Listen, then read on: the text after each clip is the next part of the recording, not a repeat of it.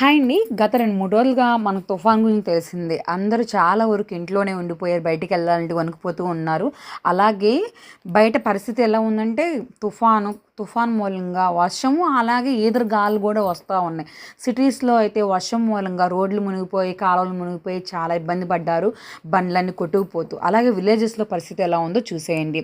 పొలం నిండా చూసారా వాటర్ ఫ్లోటింగ్ ఎలా ఉందో. పక్కన కాలువలేయో తెలియకుండా, అలాగే పొలం ఏదో కూడా తెలియనంత ఇదిగా మొత్తం వాటర్ ఫ్లోతో మునిగిపోయిందండి.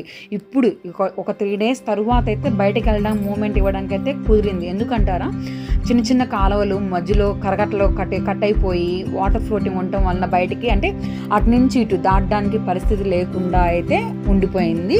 మా విలేజెస్లో పరిస్థితి ఇలా ఉంది. మా వైపు అయితే పంటలండి, వరి, మిర్చి, పత్తి అయితే పంటలు అయితే పండిస్తున్నారు. వాటర్ ఫ్లోటింగ్ అయితే బాగా ఉండిపోవడం వలన.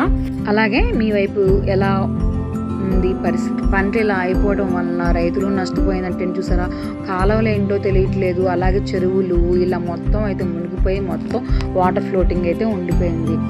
3 డేస్ తర్వాత అయితే పిల్లలు స్కూల్కి వెళ్ళడానికి అయితే రెడీ అయినా వెళ్ళినా కూడా కొన్ని చోట్ల కట్టలు తెగిపోవడం వల్ల కూడా వాళ్ళు రావడానికి అయితే ఇబ్బంది అనేది అర్థమవుతుందండి.